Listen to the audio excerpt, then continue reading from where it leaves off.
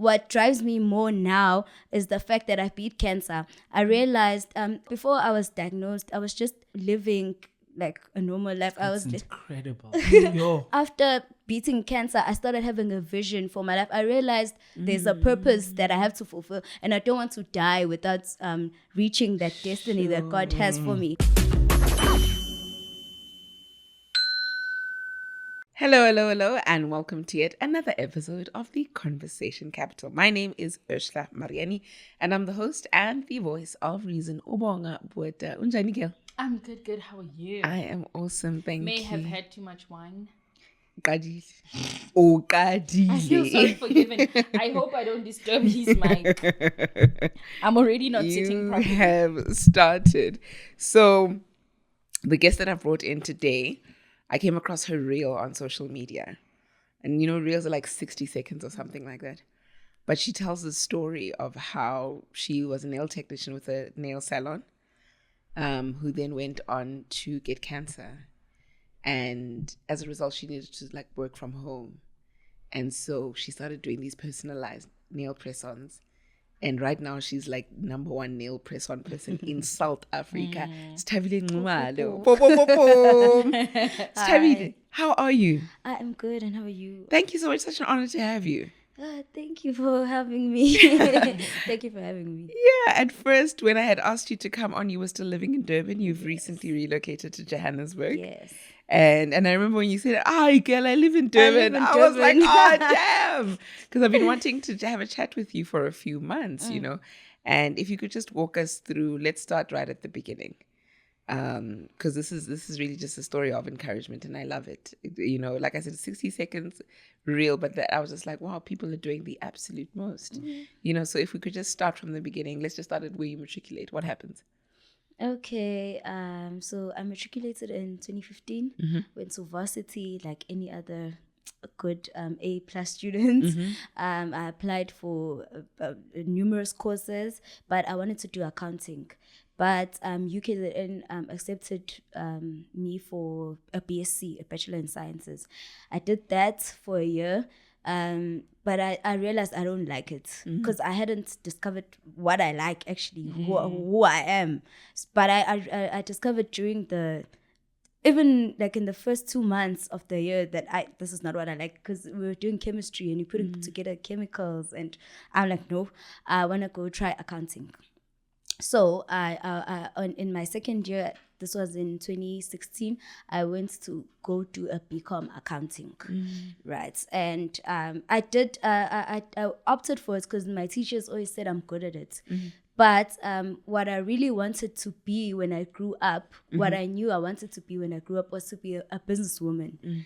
But I did not say that to my parents or to anyone who was asking, because I was scared to say, because I didn't know what business I would do. I just knew in my heart I want to be a businesswoman. But if you were to ask me, okay, which business are you going to do? I'd have no idea. So I just kept telling everyone in high school, I'm going to be a chartered accountant, because that seemed like it made more sense. And coming from a township, there was this one man who was my neighbor who was a chartered accountant. So we all knew that chartered accountants have money, because we saw Mr. Ndimande had money. So I said, I'm going to excel in accounting and I'm going to go to be a chartered accountant.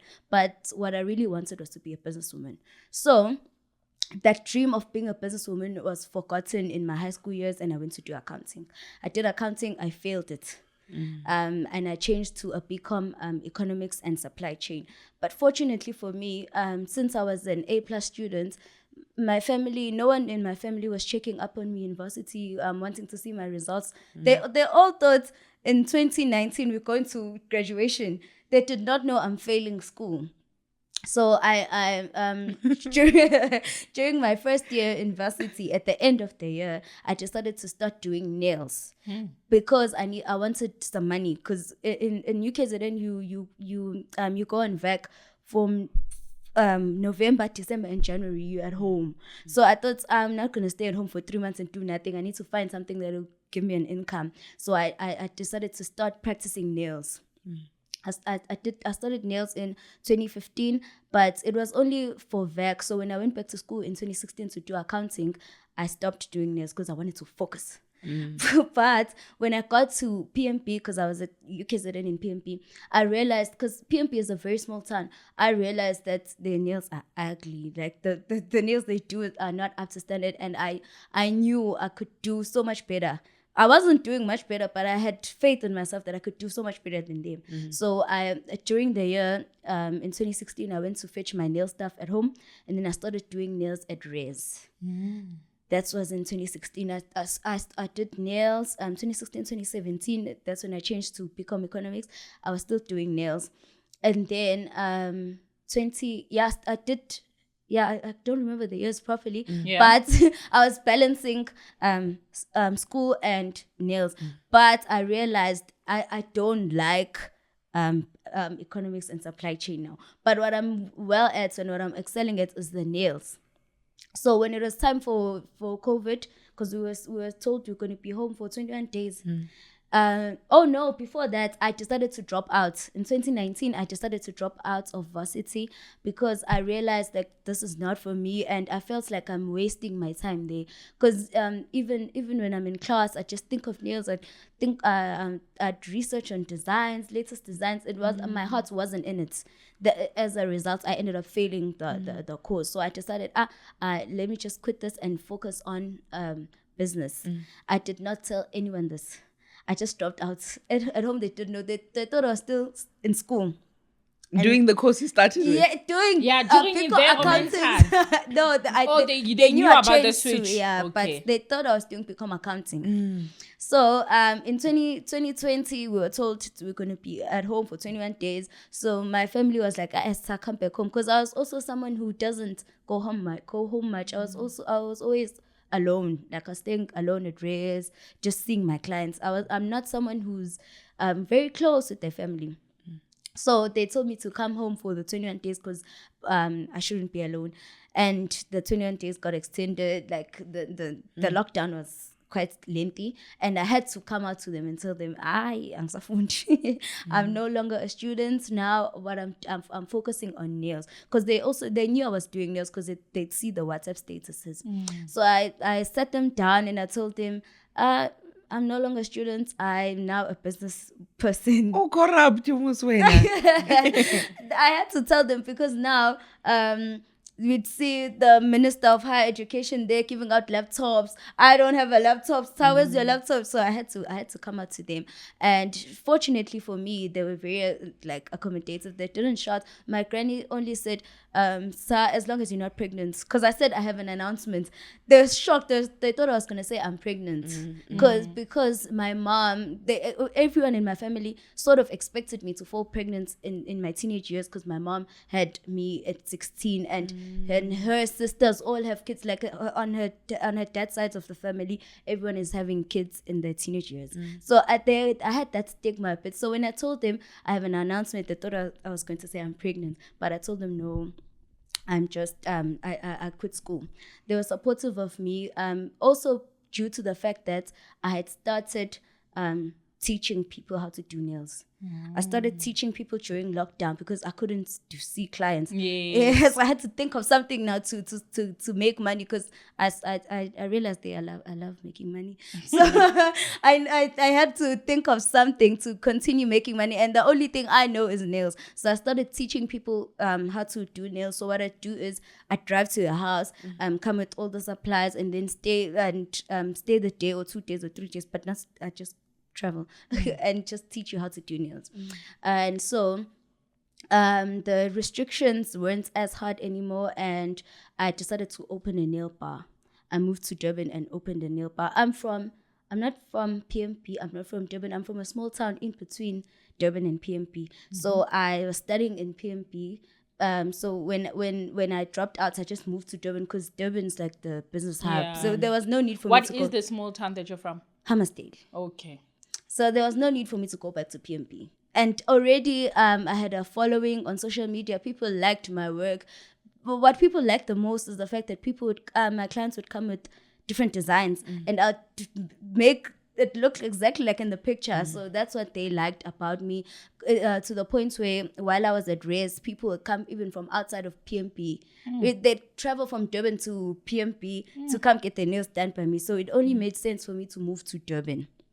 So I opened a nail bar there. I started working alone at a small space up until I grew the business. I hired 3 girls. They knew nothing about nails, but I liked their characters. I was looking for a character more than a nail tech.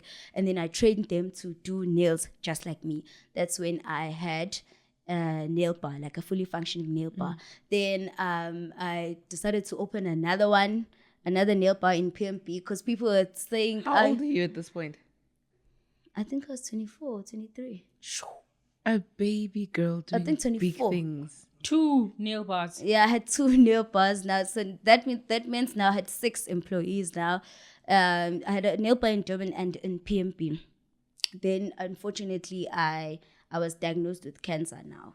So because I was so, I don't know the right word, but I was so involved in my business. My businesses could not run without me. I was there every day. I was seeing clients. I'd go to PMP and come back. Like I was so like in the business. The ladies, especially the ones from PMP, they did not believe that the place could run without me. So that one fell fast first, and then the one in Durban, because I was mostly in Durban. I had to like close it. I told them because also we had an agreement with the ladies that as they're my employees, I'm not looking to keep them forever. I want someone who's gonna work for me for about a year or 2, and then they start their own salon or what. Because I want to keep changing people. So it was about the second year. The contracts were about to end in a few months. So we just decided to just close down the bar. They already had plans to open their own nail bars already, so it was just it wasn't too much of a hassle. So I closed down the nail bar so I can do the chemo now. So do you want to? Are you gonna? Let's go into the cancer. Let's go into the cancer story. Okay. Yes. Girl, Shame, it's you very are- hard to interject you because, like, you just go. Yeah, I know you're going, Shane. I can talk for You're 3 going. hours. You're telling us Yeah, the story, and I yeah. don't mind it. I don't mind it at all. Yeah, neither do I. Neither do I. Okay, so how I found out, I had a baby. So I was breastfeeding, but I was pumping the milk a lot, like using an electric pump. The doctors did not say the cancer is from the pump. I don't want the manufacturers of the pump to think I said no. But I realized I was pumping the milk a lot, especially this my left breast. I'd pump the left breast double the amount of the right breast, right? Up until I reached a point where I wanted to go back to work, and I stopped pumping. But due to the lack of knowledge, I thought I could just, if I stop pumping, the milk won't produce in my breast anymore. So I stopped it. I did not take any medication to stop the milk from, I just stopped it. Then a few weeks down the line, I felt a lump on my left breast. But I did not pay much attention to it, especially because I'm not someone who gets sick. I don't even remember staying over at a hospital. I don't get sick. So I was like, it's probably gonna die. It wasn't a big deal. Then I left it there for weeks. And one day I woke up, this left breast is bigger than the right breast, like noticeably bigger. That's when I went to the emergency room. Was it so? It wasn't so. And it wasn't, because they asked me if it's producing any like mucus. It wasn't, it was just big. So I went to the emergency room, they ran some tests, and they transferred me to a women-only clinic. And at that point, I did not think I have cancer, because they're saying you might have cancer, but we can't say. You have to do this. You have to do a scan. You have to do a mammogram. You have to, up until they wanted a sample of the lump, because they're suspecting it's cancer. But no, don't worry. No one in your age ever has cancer, and ever has breast cancer. Breast cancer is for people, I don't know, over 45 or something, because they didn't even want me to do a mammogram, because apparently it's not allowed for young people to have a mammogram done, because breast cancer it's found in older people. So they even asked me if there was any history of breast cancer in my family. I'm like, no. So in my mind, I did not think it's anything serious. They took a sample of the lump, and then they took it for testing. And then one day I was at work, someone called me, this is Dr. Sbanbani. We can confirm that this is cancer. I was like, oh, okay. And then I ended the call and carried on doing someone's nails. I did not realize at the moment, especially because I know cancer from the movies. I don't know how serious it is. I've never seen someone with cancer. I don't know anyone with cancer. I just know it is in the world, but I don't know anything about it. So I did not realize how serious it is at that moment. So I went to see the doctor. The doctor was very sad. I was like, what's going on? I was with my aunt. My aunt said, the doctor said, but I'm like, oh, okay. You're saying I have cancer. What's the solution? The doctor is saying, we're gonna do chemo. I'm like, oh, okay. What's chemo? And then they're telling me they're gonna put a chemical through the drip, like to kill the cancer. But because it's chemo, it doesn't know which cells are cancer.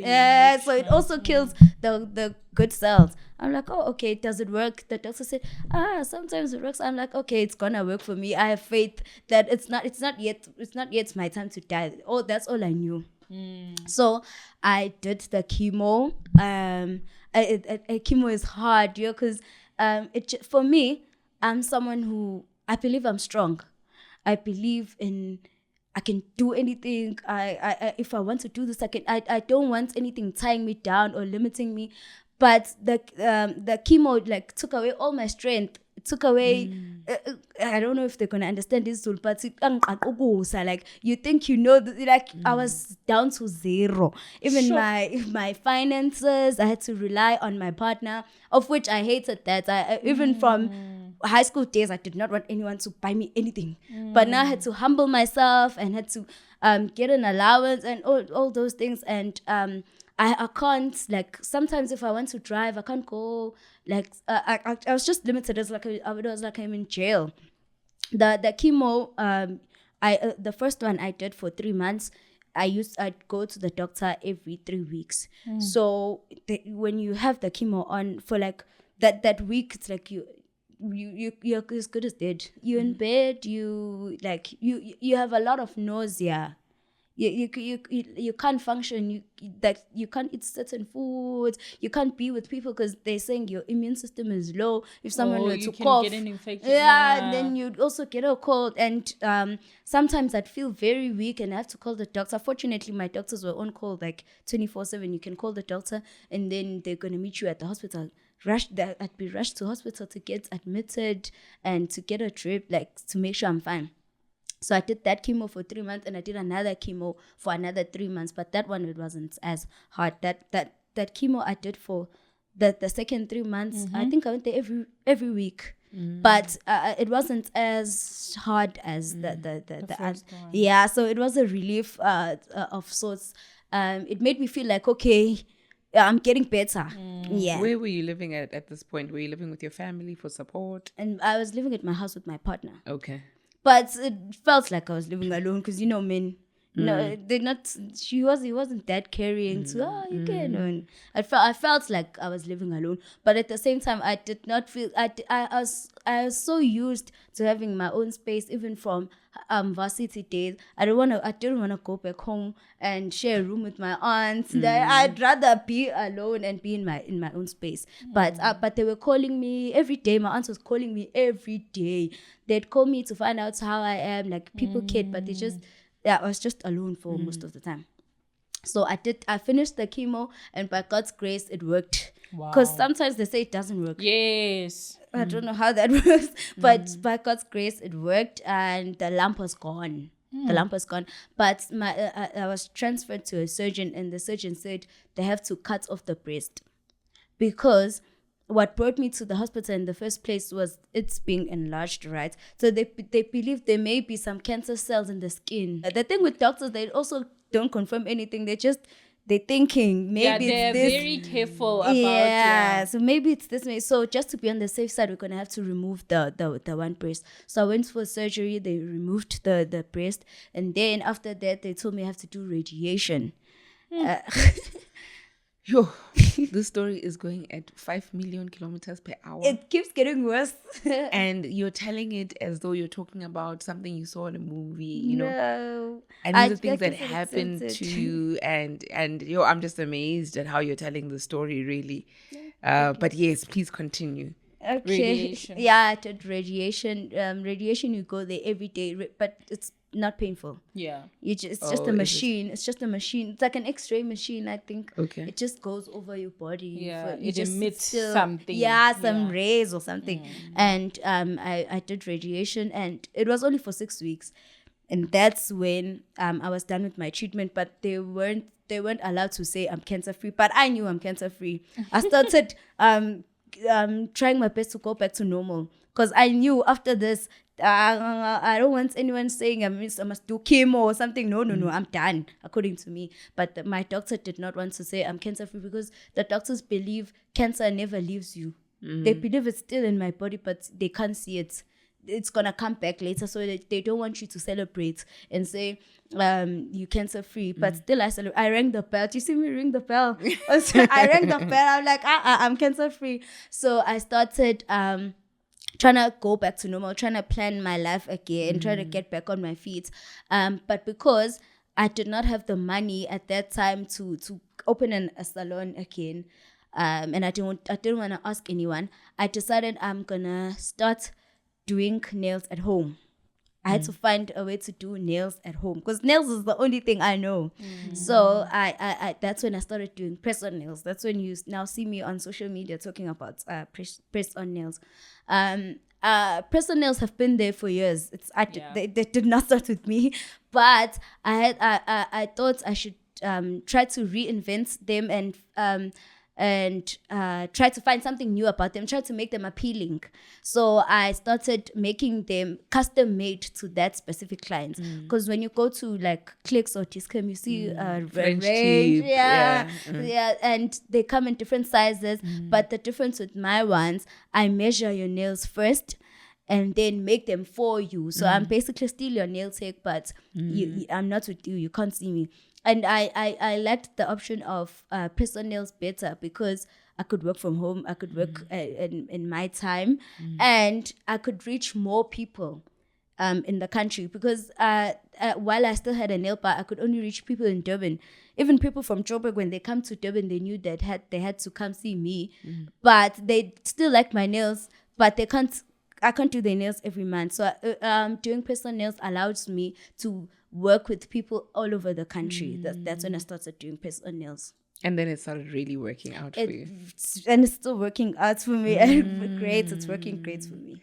I'm thinking about it's such an odd element, but you know they say that the UV light from the Yes, thing can cause cancer. that's what they say. So yeah, there's just this duality to it that maybe you didn't necessarily think about it, but now you entering into the press-on nail industry, you don't need the light. If I'm You don't, correct. you don't need. That's one of my selling points as well. Because some people are scared of exposing their hands to the UV light. Some people even used to come to the nail bar with gloves. There's gloves that are only opened by the fingertips. So they try to avoid the UV lights on the skin. yes. So buying press-ons saves you from that. You also save time, because you don't have to sit and wait at the salon. You just install them in 10 minutes. And it also saves you money, because you can reuse them over and over again. You buy them once. Sure. So now, how's your family receiving this? Are they thinking, Ayman, you're moving on too quickly? Or maybe even your partner? Is anybody like, relax, slow your roll? Because what I'm hearing is that you went through an experience, a near-death experience, and you came out with a vigor. And not that you didn't have a vigor already. You're a woman who's had 2 nail bars by the age of 24. So you definitely have had vigor. But you came back, you know, when we were off air before we started recording, you said, after I beat cancer, I said, I don't want to sleep on myself. Things have to move. So what are some of the things that you're experiencing around you that make you feel like people were saying, slow down, slow down? Was that even there? Or No, the thing with me, I don't discuss what I plan to do, or I just do. I just think and do, and then I tell you Staring, after. right? I tell you after. I started doing personal, so you can't stop me. I because I don't want people's voices in my ideas and plans, because I have a lot of ideas and I have a lot of plans, but sometimes some people will just derail you or maybe tell you to slow down. So I don't announce to anyone. You see on social media, you see me post that I'm doing press on nails because I don't want anyone to distract me. But fortunately, my family is very supportive, especially my aunt. She is very supportive. But they always advise me to take it slow with my body. Because now working, because I'd work when I finished radiation, I had so much zeal to work. I'd work all through the nights, all through the day. I'm working. So my aunt would tell me, no, this is your body. God gave you this body, so treat it right, because it's the one that's making you the money. Don't be too crazy with your work. But that's the only thing that advise me on. But with regards to my work, they know me. They know how hard I work. They know my dreams. They just support me. What makes you this person? You know, there's a story, and I love to reflect on this story. There's a story of a man who walks through a forest, Okay. and he's looking for food, and he's trying to forage. And as he walks through the forest, he meets this old lady who says, I don't have food for you, but I've got this jewel. It's the only thing I have. I'm also homeless like you. Jewel. Yeah. Okay. And so take this jewel into the city, sell it, and then get yourself some food. So the man takes the jewel and he starts walking off. And as he's like a little bit further down, he pauses. He says, no, I need to go back. He says, no, ma'am, don't give me this jewel.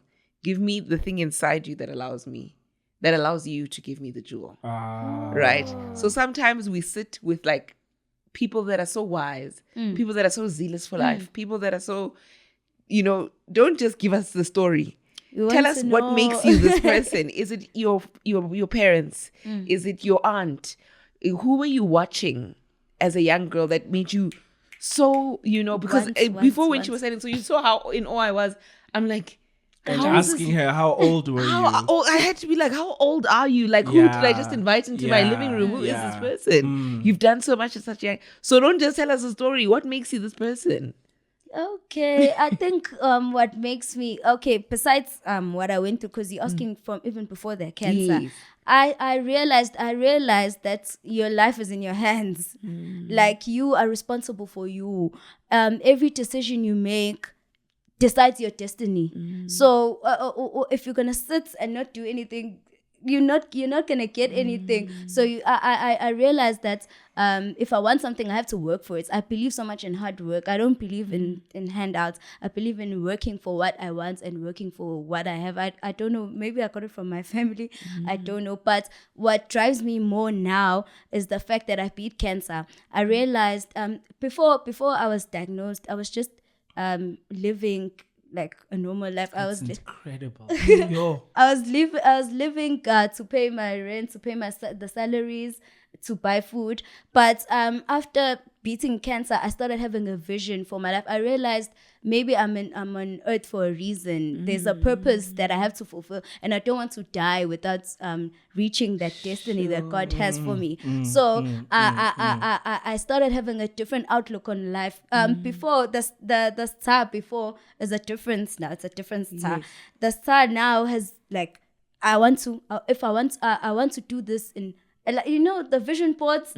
I have like visions like that, but before cancer, I did not have that. I was just living day to day, month to month. As long as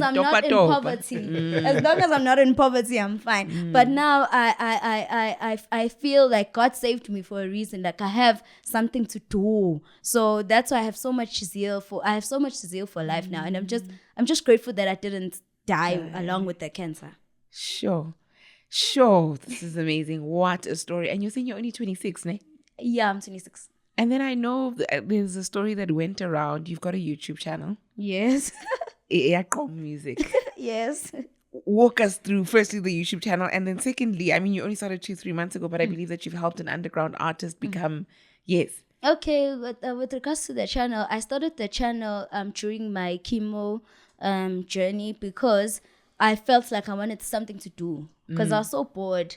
I did a lot in like horse riding, bungee jumping. I wanted like to do something, and that's when I firstly fell in love with go music. Go music is a genre in like that's dominating Durban. It's like it's from Durban, but I wasn't exposed to it in my primary, high school years, because I come from a strict family. So I did not go to clubs, did not drink alcohol, nothing. So when I was at home doing nothing, that's when I discovered music, and I realized how underground it is, undiscovered. Like even to get like the latest songs, people send them to themselves using WhatsApp. They're not on streaming platforms, nothing. So I saw like maybe I could help someone with this. Then I have a friend who's very supportive. Anything I want to do, she's there. So I texted Nosifa and told her, I'm thinking of starting a channel where we go interview artists. And she was like, okay, she can be like the host. That's when we started interview. It's very easy to get producers' numbers in Durban. Everyone knows each other, and they don't take themselves as celebrities. So we got a list of people, we got their numbers, and then we started going to their studios. But it's usually just a back room at home. So we go to their studios and we talk to them about where they come from, what inspires their music. And then there's this one group. It's not a group; it's a duo of guys who kept pestering us on TikTok. They wanted an interview as well. So we said, let's just go and see what's in it for. What do they do? And then we were amazed when we got there, because their music was good, their production skills were good, but they're staying it's an undesirable place. So we took that footage and we posted it on our social media. And fortunately, there's someone, I don't know who, from a record company who had DM'd me prior, because they saw my work on Twitter. And they said if I know anyone who's good, I must recommend them. Then I recommended these guys, and then they got a distribution deal. Their music is now on streaming platforms, and now they're getting bookings because of the channel. And now they moved to Joburg. Who is this person we've invited into our house? Because I feel like we've invited international superstar, multi-talented. Like you are just She a beats brilliant. cancer. You know, Huh? she's had 2 nail bars at 24. nail bars. Beat cancer. Beats cancer. Press on nails. You're helping, artists be. It's incredible. You're very likable. Thank and you're you. such an incredible girl. What a lovely chat. And like At this point, it's not even about the fact that you did all of these things at your age. It's the fact that you did them. Issue. Yeah, it's the Yes. fact There's not that a you lot did of them. free. because sometimes we not trivialize, but the comment becomes the first black woman or the youngest. Yes. This is like even at 40, these are big achievements. You're doing so much. You're doing Yes. so much. And so walk us through why Joburg? Why are you in Joburg? Why did you move to Johannesburg? Is it because there's business this side? Yeah. And because I think I need a fresh start, because with what I went through, the cancer journey, and it all happened so fast. I did not have a time to think and realize, oh my gosh, I went through this. I did not have a chance to heal. I just went from chemo, surgery, radiation, all at once. So I just thought I need to start afresh. I need to be in a new place, because even being there, it just reminds me when you see the hospitals. When you go to the mall, there's my doctor's offices, and so I just decided to Break free. to break free from that. And also as a creative, because I'm not only a nail tech, I'm a creative. Being a creative in Durban is something that's not appreciated much. I realized that most people, even musicians from Durban, they move to Joburg and they start making it. Yeah, so I realized maybe there's something about Joburg that appreciates creativity. Because in Durban, everyone is so relaxed and so chilled. No one is working, no one is hustling. They're just fine with the lives they're living. They're just content. And It's so I want interesting you more. say that. I Very want more for my life. interesting. Because I see KZN people as hustlers. No. Like there's so many stories we hear of people that become popular as fellow Joburgers. Yes. And it's like they're from Durban. Yes. This is from Durban. Yes. Not just people, but entire genres and styles and swag. Yes. Yeah. This is from Yeah, Durban. Durban style. So it's interesting that you say that. Because think about it, we all traveled to go to Eyatini. Exactly. Kwamex. Comments. You know, But that's Exactly. where you Durban go has to a have culture fun. about it. Exactly. That's where you go to have fun, but you don't go to Durban to work.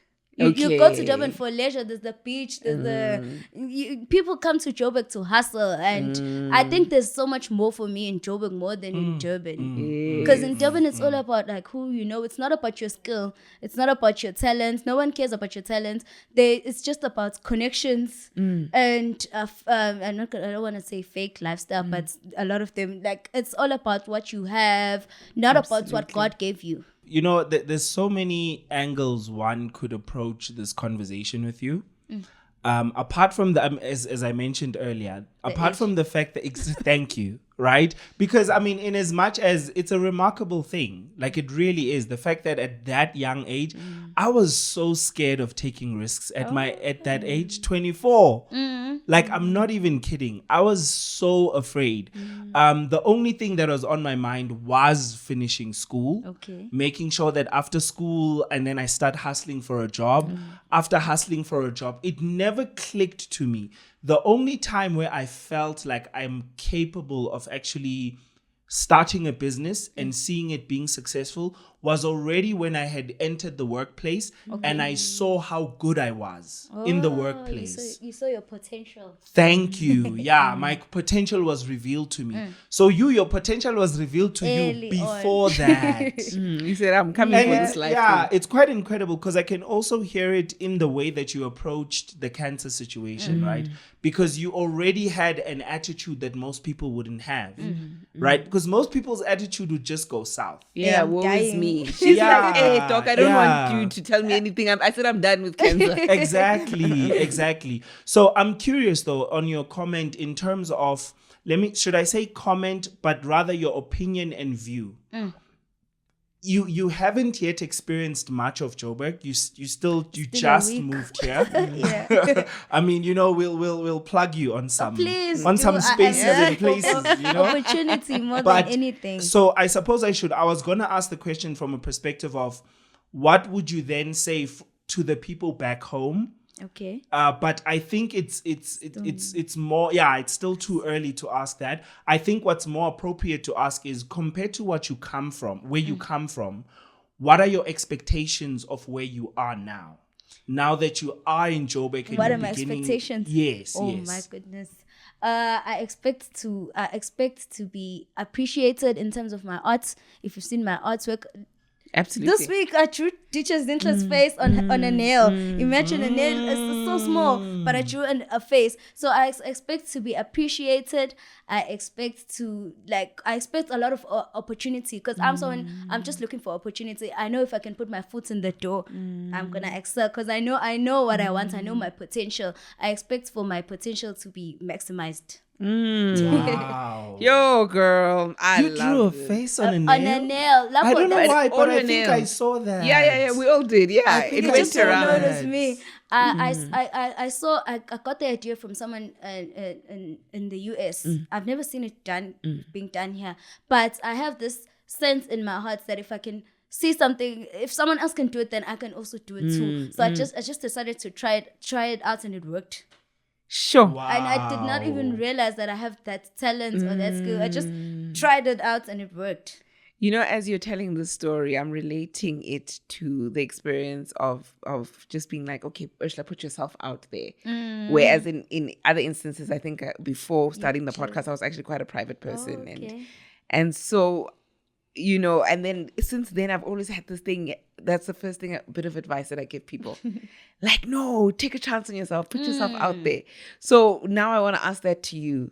Now that you're here, right? And you've put yourself out there and you're saying, hey, I don't want to live half anymore. I want You to know, live. what's the advice that you have to somebody else? Somebody who hasn't experienced it, but they're listening. They're like, hey, Batung, I want to be like this. Well, with regards to that point of putting yourself out there, what I realized is that just because you haven't done something, it doesn't mean you can't do it, and you won't know if you can't do it if you don't try. I believe that once I have this strong belief that if I can think of something, then God put the idea in my mind that I can definitely do it. I shouldn't be scared that maybe I will fail, but I am gonna do it. But I'm also not scared of failure because failing is better than not trying also. So I'd rather try and fail and than not to try at all. So I can just advise someone to just try, to just start and just try. You'll see along the way, you'll see your potential along the way, because the thing with potential, you can't see it. It's invisible, but it doesn't mean it's not there. The thing with potential, you can't see it. You hear things like, oh, he's got so much potential. You can't. We can't see. I see. Yeah, I know it's invisible, exactly but what it doesn't you mean it's not there. It exists within you, but we can't see it. So the only way we can see it is if you act. Just do it. Like Nike, just do it. Maringa science, potential energy versus kinetic energy. Yes. Kinetic is a doing words. Yeah. But potential energy, yes. That's Oh exactly it. Man, that's So I you love can this. literally be who you think you can be, regardless of what anyone says or what you see around you. If you can think of something, then definitely God put that thoughts in your mind for a reason. And then there's also a sense of like vulnerability that I'm getting from you, and openness with your story, ne? Because some people will go through something and they want to hide it. And, you know, we carry shame over silly things. One of the things will be like, oh, I'm sick. And now you're ashamed that you're sick. Right. And here you are saying, hey, this is my story. This is what's happened. And how do you get there? You know? Or was there anybody in your family who said, hi, don't tell people? And you were like, guys, I need to tell. No one stopped me. Actually, back to the point where I said I don't tell anyone, I just do. That video you saw on TikTok, I did not tell anyone I just posted the video. They were all shocked. Why are you talking about this? I was like, yeah. But I had a reason for I did not talk about it while I was going through it. Yes. Because I was also like, I was very active on social media. I was laughing, trolling people on Twitter. No one knew I was going through such a harsh thing. But I decided to hide it and only expose it at the end because I did not want to give glory to the bad. I wanted to come and say, oh, I've won this. Not, guys. Because I just want people to feel sad for me. Hold on. That line. I didn't want to give glory to the bad. Yeah. Like, that's powerful, honestly. I didn't want people to feel bad for me. I didn't want the bad stuff to be like at the forefront. I want to come out victorious and just say, God help me do this. You can also go through it. I don't want to dampen people's spirits. I just want us to laugh. Yo, girl, thank you. Thank you for your time. Thank you for coming through. Thank you for honoring when I said, Ish, when you're in Joburg, please. You know what you did? You did. You really did. Like Can I said. Can we please do a Get Ready With Me episode with her? I think so. Okay, I think so. I really do think so. We were doing Q&As and things like that. In fact, it would be great. You guys leave your questions and comments and things like that. And then we'll perhaps talk we can address with her directly. Exactly. Oh, man. You know what? We're excited. We're excited to see the opportunities that come. I know that you've already had quite a few radio interviews. Yes, I've had Hey, PR. You came to Joburg to say Nilele Nina, and then like it's like I didn't come here for Mahala. Yes, I've had wonderful opportunities ever since I spoke about the cancer journey. Like everyone is shocked, so they're inviting me for radio interviews and all those things. But I am grateful for it because I just market my business.